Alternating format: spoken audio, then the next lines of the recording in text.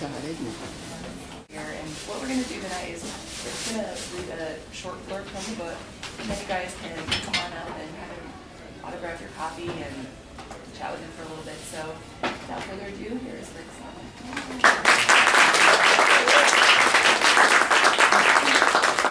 First of all, I want to say I'm very honored and very grateful to see you guys and see everybody here and feel the love in the room and see the support, because I was telling John earlier that 21 years ago, if you would have told me that I would be at Davis Kid at a book signing, and discussing how much God has changed my life and helped me and made me see that, life is great, I would have told you you're absolutely crazy.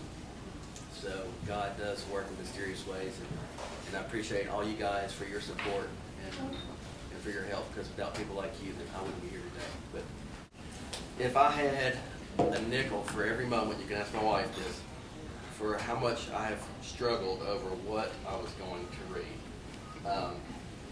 I kept looking through it and I said, well, I can't read that because I'll cry.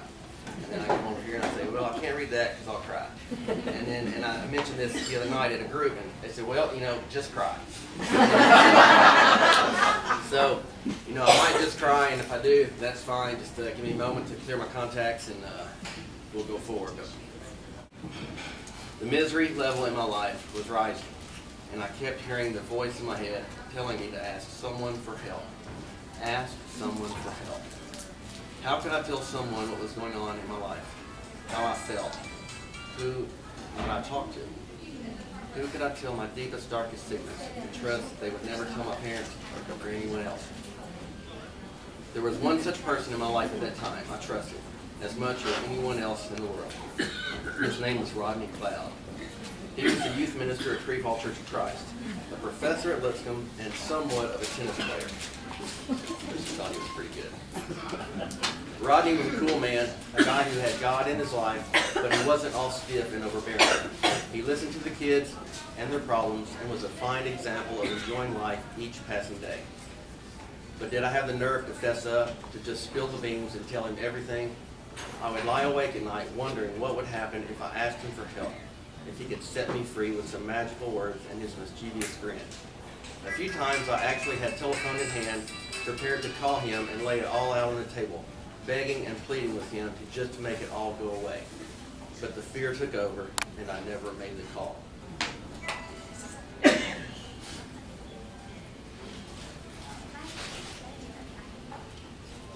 It was so strange, almost surreal. But the absolute second I asked for help, I had this feeling that I would be okay. I finally felt what I had sought for so long, peace. God certainly does move and work in mysterious ways. He was there for me all along, waiting on me and protecting me as I experienced more pain than the average person should have to endure. I knew with every fiber of my being, I would not and could not survive on my own. I needed help. I needed his help. I wrote this book not to get on Oprah, not to become rich. I wrote this book to hopefully help others, to show others three things. Three things that I have done, three things that I try to do each and every day that help me live a healthy, happy, and spiritual life. And that is surrender to my Lord and Savior Jesus Christ, to share my life with others and tell others what's going on with me today, to share my secrets, and to also serve other people, help others who need my help.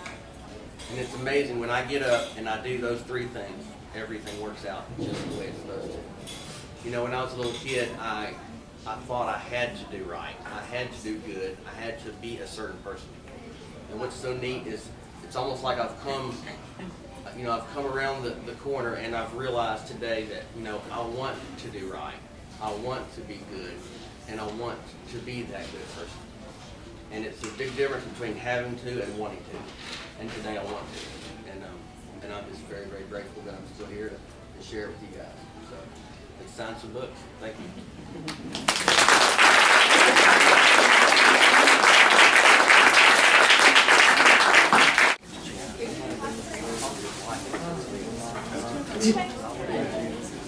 Hey,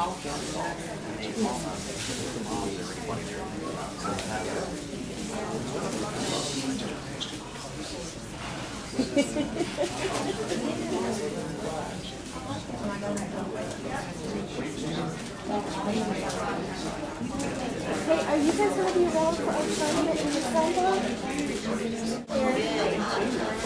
The train is sort of helping there, but I don't know if they're Looks familiar to me, though. Well, you know, he might be. Yes, it's December 4th. It starts.